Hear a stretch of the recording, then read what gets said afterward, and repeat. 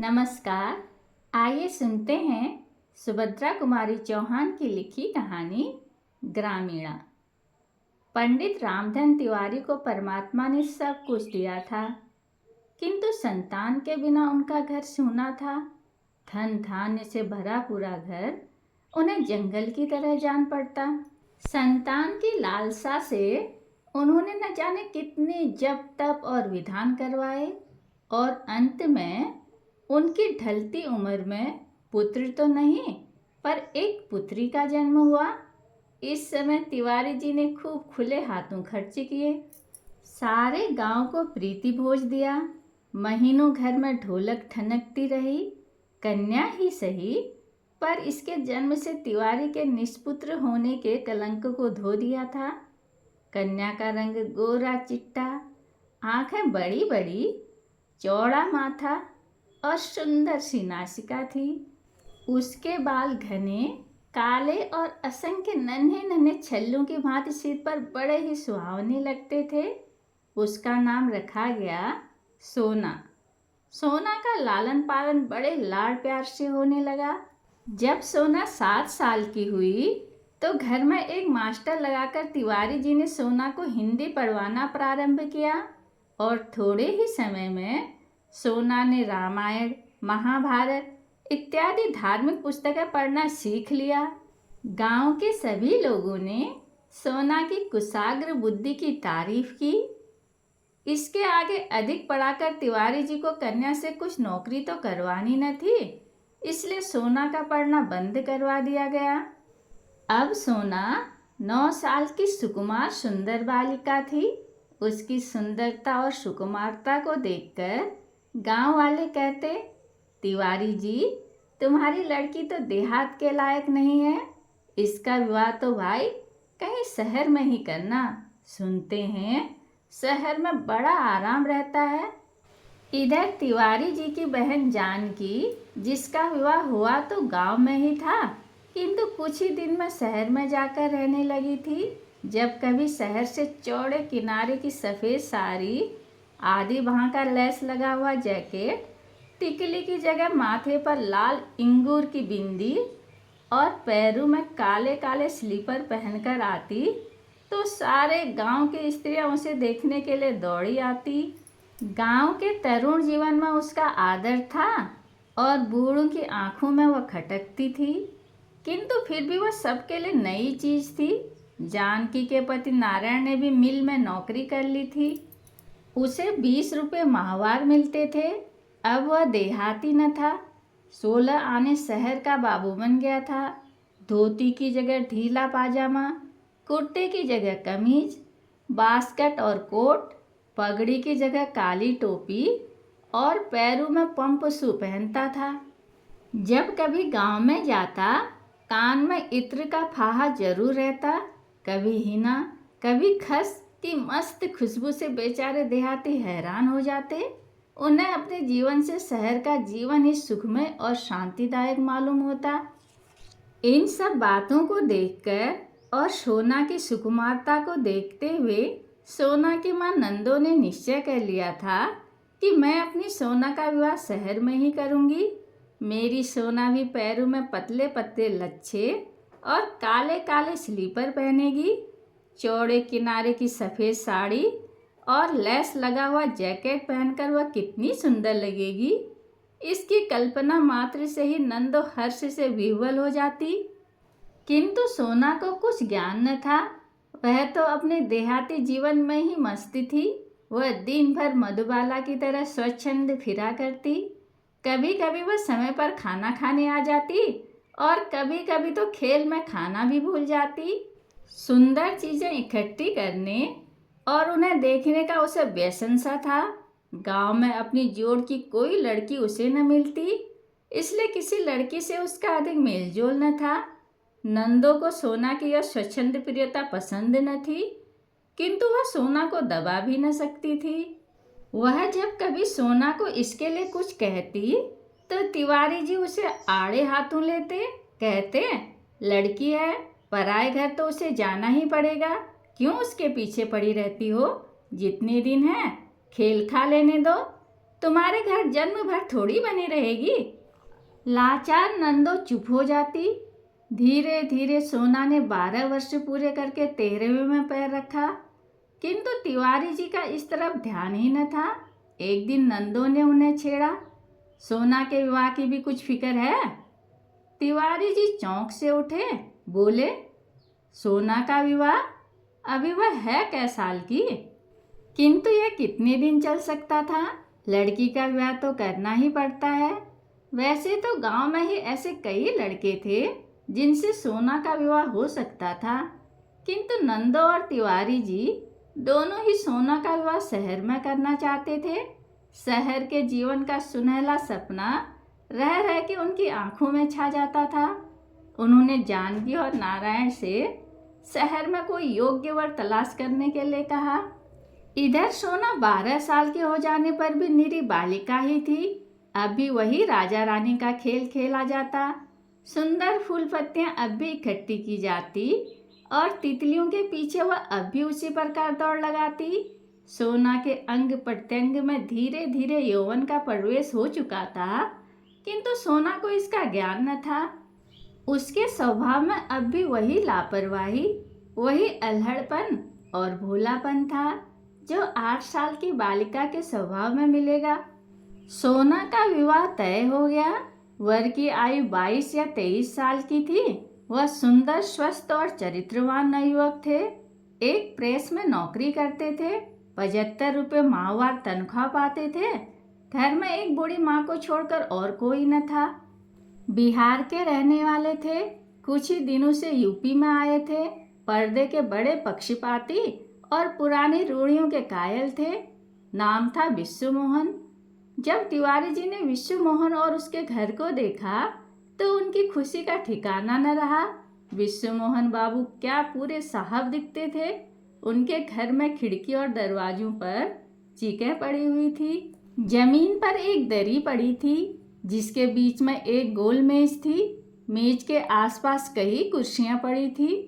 जब विश्व मोहन ने तिवारी जी से चाय पीने का आग्रह किया और तिवारी जी को उनके आग्रह से चाय पीनी पड़ी तो वहाँ का सारा सामान देखकर तिवारी जी चकित हो गए। हर्ष से उनकी आंखें चमक उठी। सुंदर सुंदर प्यालों में मेज पर चाय पीने का तिवारी जी के जीवन में यह पहला ही अवसर था। चाय पीने के बाद तिवारी जी ने 2 गिन्नी वरिक्षा में देखकर शादी पक्की कर ली। रास्ते में नारायण बोला, कहो तिवारी जी, है न लड़का 100 में से एक? है कोई तुम्हारे गांव में ऐसा जब कपड़े पहनकर हैट लगाकर निकलता है तब कोई नहीं कह सकता कि साहब नहीं है? सब लोग झुक के सलाम करते हैं।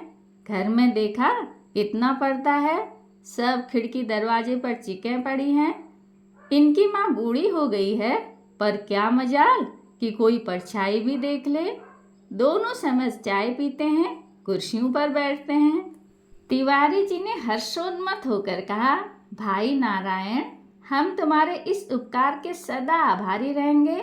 हमारे ढूंढे तो ऐसा घरवर कभी न मिलता। हम देहात के रहने वाले शहर का हालचाल क्या जाने, पर तुमने मेरी सोना को अपनी लड़की समझकर जो उसके लिए इतनी दौड़ भाग की है और ऐसा अच्छा जोड़ा मिला दिया है, इस उपकार का फल तुम्हें ईश्वर देगा। नारायण, अच्छा तिवारी जी, अब जाकर विवाह की तैयारी करो।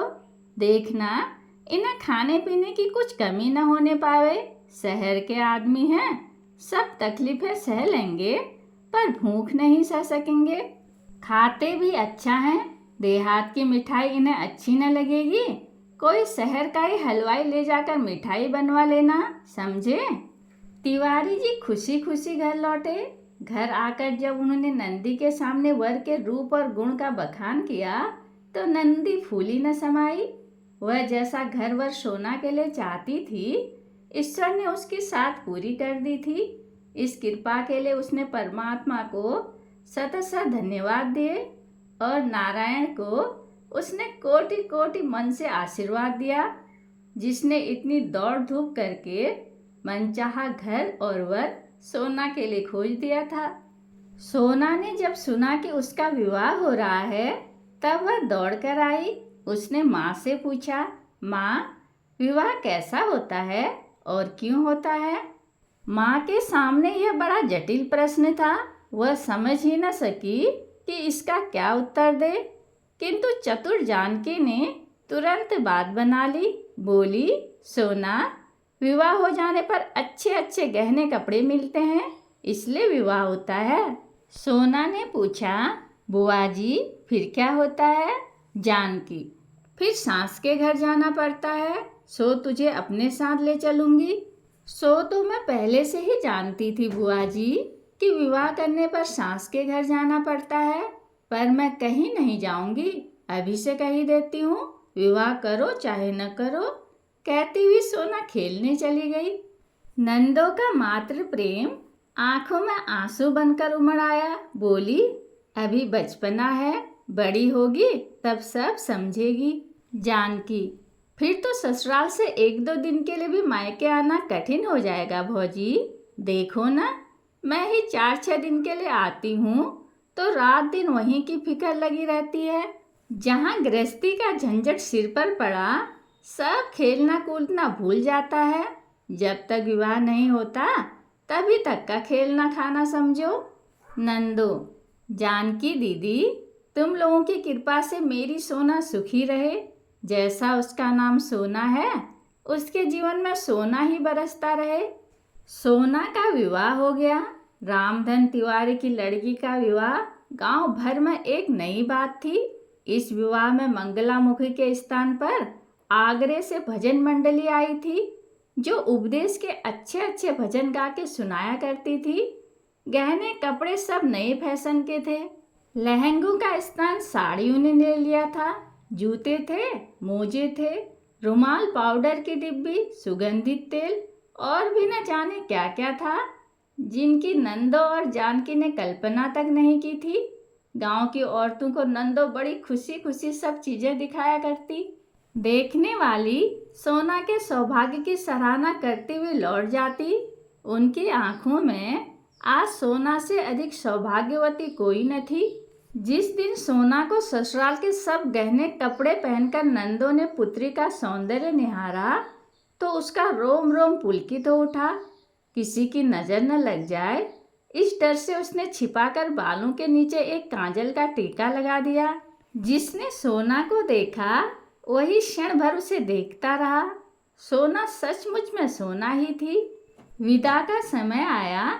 माँ बेटी खूब रोई। जब सोना तिवारी जी की कमर से लिपटकर रोने लगी तो तिवारी जी का भी धैर्य जाता रहा। वे भी जोर से रो पड़े। सोना विदा हो गई। विदा के बाद तिवारी जी को पुत्री विछोह का दुख भी था, साथ ही साथ आत्मसंतोष भी था कि पुत्री अच्छे घर ब्याही गई है, सुख से रहेगी। सोना ससुराल पहुंची। रास्ते भर तो जैसे तैसे आई, किंतु घर पहुंचने पर जब वह एक कोठरी में बंद कर दी गई और बाहर से साफ हवा उसे दुर्लभ हो गई तो उसे ससुराल का जीवन बड़ा कष्टमय मालूम हुआ। अब उसे गहने कपड़े न सुहाते थे। रह रहकर कोठरी से बाहर निकलकर साफ हवा में आने के लिए उसका जी तड़पने लगा। स्वच्छंद हवा में विचरने वाली बुलबुल की जो दशा पिंजरे में बंद होने के बाद होती है, वही दशा सोना की थी। 4-6 दिन में ही उसके गुलाबी गाल पीले पड़ गए, आंखें भारी रहने लगी। एक दिन विश्व मोहन ऑफिस चले गए थे। सास सो रही थी। सोना आंगन के बाहर के दरवाजे के पास चली आई। चिक को जरा हटाकर बाहर देखा। यहाँ देहात की सुंदरता तो न थी, फिर भी साफ हवा तो थी ही। इतने दिनों के बाद क्षण भर के लिए क्यों न हो, बाहर की हवा लगते ही सोना का चित्त प्रफुल्लित हो गया। किंतु उसी समय एक बुढ़िया उधर से निकली। सोना को उसने चिक के पास देख लिया। आकर विश्व मोहन की माँ से कहा, बहू को जरा संभाल कर रखा करो, न साल न 6 महीने, अभी से खड़ी होकर झांकती है। यह लक्षण कुलीन घर की बहू बेटियों को शोभा नहीं देते। बिच्छू की अम्मा, तुम्हारी इतनी उम्र हो गई, आज तक किसी ने परछाई तक न देखी, और तुम्हारी ही बहू के ये लक्षण, कलयुग इसी को कहते हैं। बुढ़िया तो उपदेश देकर चली गई, पर सोना को उस दिन बड़ी डांट पड़ी। उसकी समझ में ही ना आता था कि चिक के पास जाकर उसने कौन सा अपराध कर डाला। फिर भी बेचारी ने नतमस्तक सभी झिड़कियां सह ली और दूसरा चारा ही क्या था। इसी बीच जब तिवारी जी सोना को लेने आए तो उसे ऐसा जान पड़ा जैसे किसी ने डूबते से उबाल लिया हो। पिता को देखकर वह बड़ी खुश हुई। उसने मन ही मन प्रतिज्ञा की कि अब की जाऊंगी तो फिर यहाँ कभी ना आऊंगी। लेकिन शहर वाले बहू को मायके में ज़्यादा रहने ही कब देते हैं। सोना को मायके आए अभी 15 दिन भी न हुए थे कि विश्व मोहन सोना को लेने के लिए आ गए। वे जब आ रहे थे, सोना उन्हें रास्ते में ही बिही के पेड़ पर चढ़ी हुई मिली। उसके साथ और भी बहुत से लड़के लड़कियां थी। सोना का सर खुला हुआ था और वह बिही तोड़ तोड़ कर खा रही थी और अपनी जूठी बिही खींच खींच कर मारती भी जा रही थी और ऊपर बैठी बैठी हंस रही थी। सोना को विश्व मोहन ने देखा, किंतु सोना उन्हें न देख सकी। पत्नी की चाल ढाल विश्व मोहन को न सुहाई। उनकी आंखों में खून उतर आया, पर वे चुपचाप अपने क्रोध को पी गए। किंतु उसी समय उन्होंने मन ही मन प्रतिज्ञा की कि अब वे सोना को मायके कभी न भेजेंगे। वे जाकर चौपाल में मोड़े पर बैठे ही थे कि अपने बाल सखा और सहेलियों के साथ सोना भी पहुंची। विश्व मोहन को देखते ही उसने हाथ की बिही फेंक दी और सिर ढककर अंदर भाग गई। फिर ससुराल जाना पड़ेगा, इस भावना मात्र से उसका हृदय व्याकुल हो उठा। सोना फिर ससुराल आई।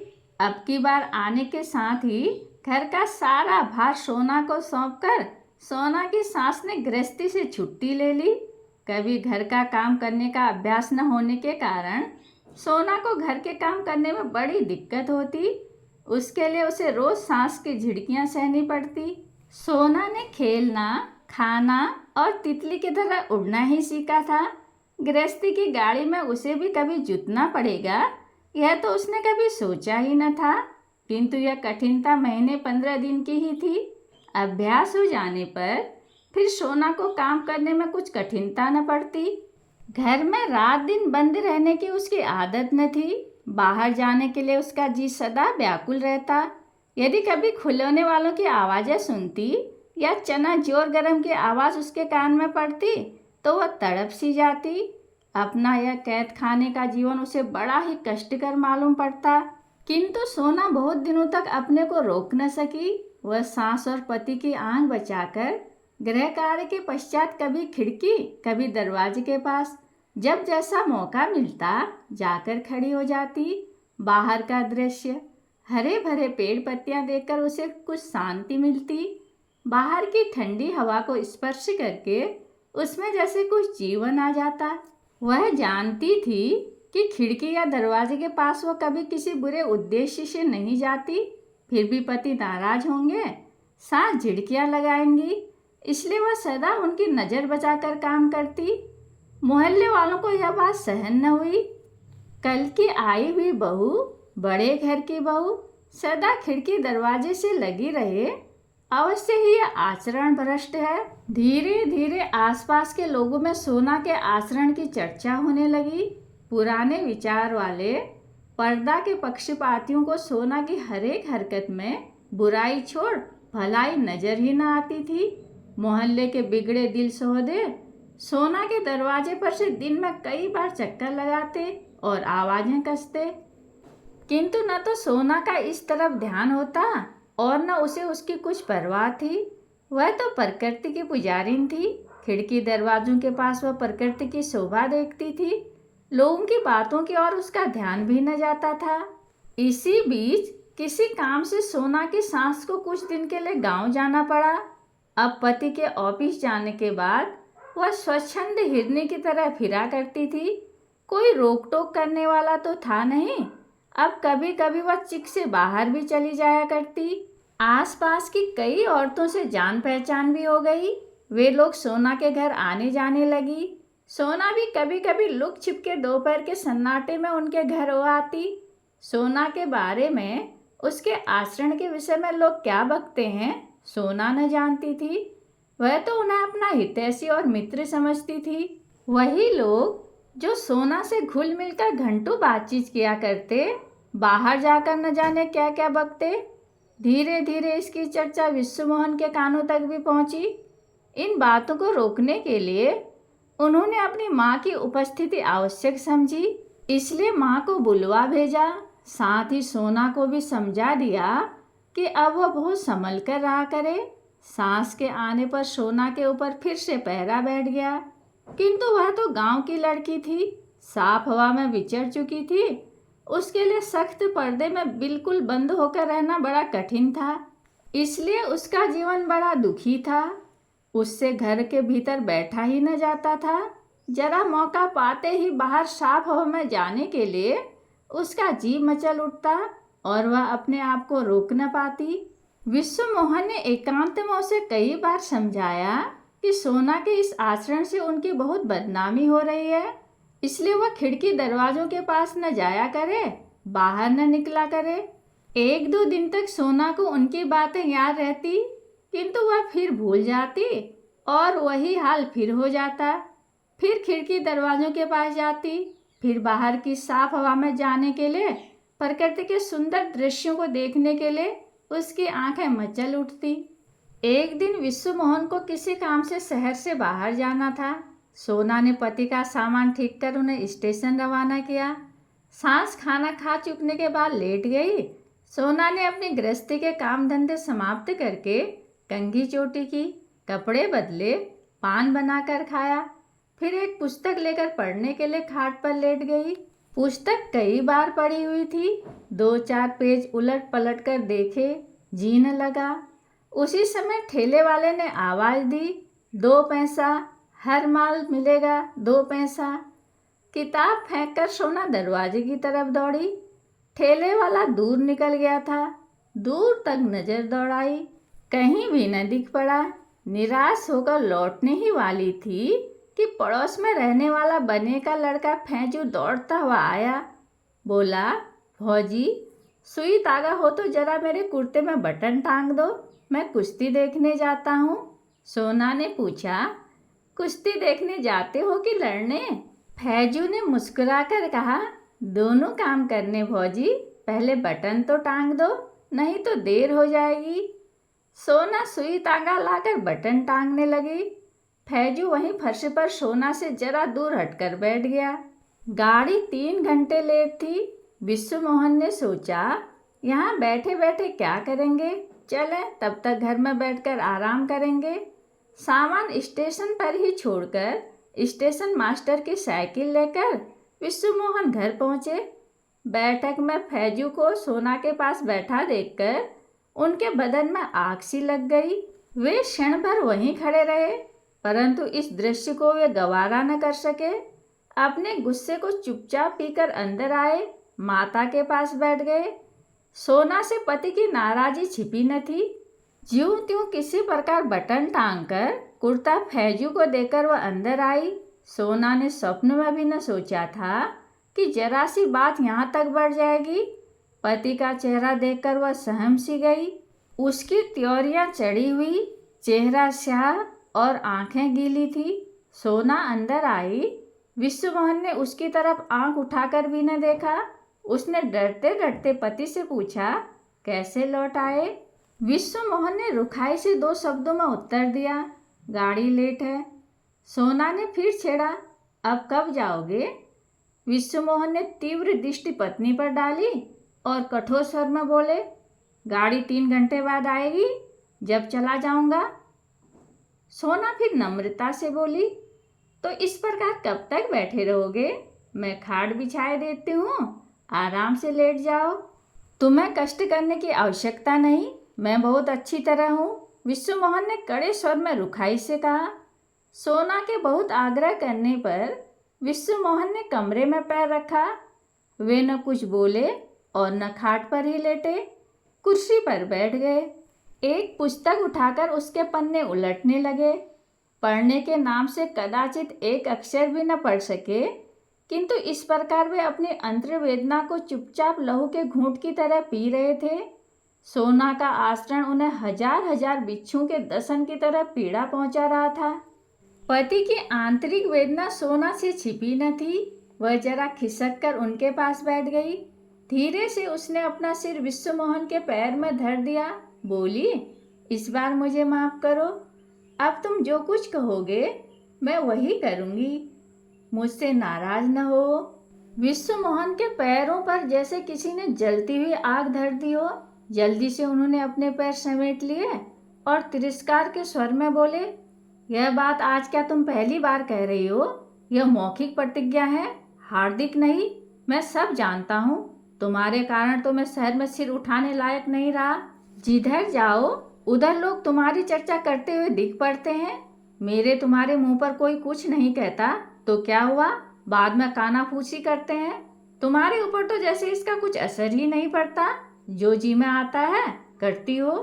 भला यह सौदा तुम्हारे पास बटन टंगवाने क्यों आया? तुम इनकार न कर सकती थी। तुम यदि सहने दो तो कैसे कोई तुम्हारे पास आवे? सोना ने भय कातर दृष्टि से पति की ओर देखते हुए कहा, जरा सा तो काम था। पड़ोसी धर्म के नाते मैंने सोचा कि कर देना चाहिए, नहीं तो इनकार क्यों नहीं कर सकती थी। इसी प्रकार जरा जरा सी बातों से बड़ी बड़ी बातें हो जाया करती हैं। निभाया करो पड़ोसी धर्म, मगर मेरी इज्जत का ख्याल मत करना। कहते हुए विश्वमोहन बाहर चले गए। साइकिल उठाई और स्टेशन चल दिए। आहत अपमान से सोना तड़प उठी। वह कटे हुए वृक्ष की भांति खाट पर गिर पड़ी, रोई। रो लेने के बाद उसका जी हल्का हुआ। उसे अपने गांव का स्वच्छंद जीवन याद आने लगा। देहाती जीवन की सुखद स्मृतियां एक एक करके सुकवि की सुंदर कल्पना की भांति उसके दिमाग में आने लगी। उसे याद आया किस प्रकार जाड़े के दिनों में अलाव के पास न जाने कितनी रात तक बूढ़े, जवान, युवतियां और बच्चे सब एक साथ बैठकर आग तापते हुए पहेलियां बुझाते और किस्से कहानियां कहा करते थे। किसी के साथ किसी प्रकार का बंधन न था। नदी पर गांव भर की बहू बेटियां कैसे स्नान करने को जाती थी और फिर सब एक साथ गाती हुई लौटती थी। कितना सुखमय जीवन था वह। चने के खेत में नर्म नर्म चने की भाजी तोड़कर सब एक साथ किस प्रकार खाया करते थे। कभी कभी छीना झपटी भी हो जाया करती थी। हंसी मजाक भी खूब होता था। वहाँ किसी को कुछ शिकायत न थी। अपने पड़ोसी कुंदन के लिए वह माँ से लड़ भिड़कर भी मिठाई ले जाया करती थी। नदी पर नहाने के बाद कभी कभी कुंदन उसकी धोती भी तो धो दिया करता था। वहाँ तो उसकी कभी चर्चा नहीं हुई। क्रोशिये से एक सुंदर सा पोत का बटुआ बनाकर सबके सामने ही तो उसने कुंदन को दिया था, जो अब तक उसके पास रखा होगा। वहाँ तो इस बात का किसी को भी बुरा न लगा था। वहाँ सबसे बोलने बात करने की स्वतंत्रता थी। कुंदन की भाभी नई नई तो ब्याह के आई थी, पर हम लोगों के साथ ही रोज नदी नहाने जाया करती थी और साथ बैठकर झूला भी झूला करती थी। अलाव के पास भी बैठा करती थी। फिर मैंने कौन सा ऐसा पाप कर डाला जिसके कारण इन्हें शहर में सिर उठाने की जगह नहीं रही। यदि किसी का कुछ काम कर देना, बोलना या बातचीत करना पाप है, तो कदाचित यह पाप जाने अनजाने मुझसे सदा ही होता रहेगा। मेरे कारण उन्हें पद पद पर लांछित होना पड़े तो मेरे इस जीवन का मूल्य ही क्या है? ऐसे जीवन से तो मर जाना अच्छा है। मैं घर के अंदर पर्दे में नहीं बैठ सकती, यही मेरा अपराध है ना? इसी के कारण तो लोग मेरे आचरण में धब्बे लगाते हैं। मैं लोगों से अच्छी तरह बोलती हूँ, प्रेम का व्यवहार रखती हूँ, यही मुझ में बुराई है ना? आज उन्हें मुझ पर क्रोध आया। उन्होंने तिरस्कार के साथ मुझे झिड़क दिया। इसमें उनका कोई कसूर नहीं है। पत्थर के पाट पर भी रस्सी के रोज रोज घिसने से निशान पड़ जाते हैं। फिर वे तो देवतुल्य पुरुष हैं। उनका हृदय तो कोमल है। इन अपवादों का असर कैसे न पड़ता? रामचंद्र जी सरीखे महापुरुष ने भी तो जरा सी बात पर गर्भवती सीता को वनवास दे दिया था। फिर ये तो साधारण मनुष्य ही हैं। इन्होंने तो जो कुछ कहा ठीक ही कहा, पर इसमें मेरा भी कौन सा दोष है? जब इन्हीं के हृदय में संदेह ने घर कर लिया तो मैं जीती हुई भी मरी सी गई बीती हूँ।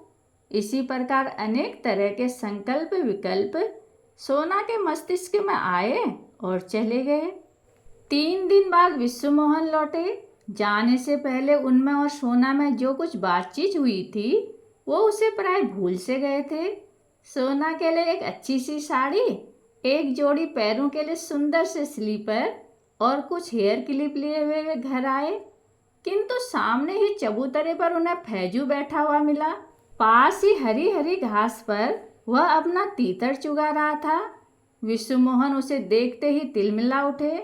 संदेह और भी गहरा हो गया। सारी बातें त्यों की त्यों फिर ताजा हो गई। उनका हृदय बड़ा ही विचलित और व्यथित हुआ। न जाने कितने प्रकार की शंकाएं उन्हें व्याकुल करने लगी। उनका चेहरा फिर गंभीर हो गया। घर आकर वे सोना से एक बात भी न कर सके। माँ से एक दो बातें कर बिना भोजन किए ही वे ऑफिस चले गए। सोना से यह अपेक्षा न सही गई। पिछले 3 दिनों से वह खिड़की दरवाजे के पास भी न गई थी और उसने यह निश्चय कर लिया था कि वह कभी भी खिड़की दरवाजे के पास न जाएगी। विश्वमोहन की इस उपेक्षा ने उसके हृदय के घाव को और भी गहरा कर दिया। सोना अब इससे अधिक न सह सकती थी। अपने जीवन को समाप्त करने का उसे कोई साधन न मिला। आंगन में लगे हुए धतूरे के पेड़ से उसने 2-3 फल तोड़ लिए और पीस कर पी गई। कुछ ही क्षण बाद सोना के हाथ पर अकड़ने लगे। उसकी जबान ऐंठ गई और चेहरा काला पड़ गया।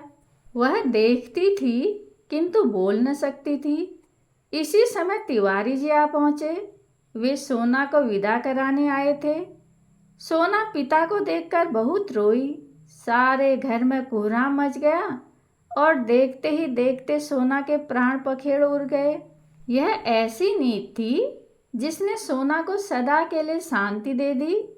अपवाद की विषैली वायु अब उसे छू भी न सकती थी। शाम को 6 बजे विश्वमोहन ऑफिस से लौटे। घर में रोने की आवाज़ सुनकर किसी अज्ञात आशंका से उनका हृदय विचलित हो उठा। घर आकर देखा तिवारी जी कन्या की लाश गोद में लिए हुए दहाड़े मार मार कर रो रहे हैं। तिवारी जी इस बीच कई बार कन्या को लेने आ चुके थे, किंतु विश्वमोहन ने विदा न किया था। विश्वमोहन और तिवारी में कोई विशेष बातचीत न हुई। अंतिम संस्कार की तैयारियां होने लगी। अंतिम संस्कार के बाद जब विश्वमोहन लौटे तो मेज पर उन्हें सोना का पत्र मिला। मेरे देवता, मैं मर रही हूँ। मरने वाला झूठ नहीं बोला करता। आज तो अंतिम बार विश्वास कर लेना, मैं निर्दोष थी। मुझे ऐसा लगता है कि या तो यह दुनिया मेरे लायक नहीं या मैं ही इस दुनिया के योग्य नहीं हूँ। इस छल कपट से परिपूर्ण संसार में मुझे भेजकर शायद विधाता ने उचित नहीं किया था। आप मेरी एक कठिनाई शायद नहीं समझ सके। एक वातावरण से सहसा दूसरे वातावरण में पहुंचकर मैं अपने को शीघ्र ही अनुकूल बना लेने में असमर्थ पाती थी। अपने मरने का मुझे कोई अफसोस नहीं। दुख है तो केवल इतना कि मैं आपको कभी सुखी नहीं कर सकी। अभागिनी, सोना। कहानी सुनने के लिए धन्यवाद।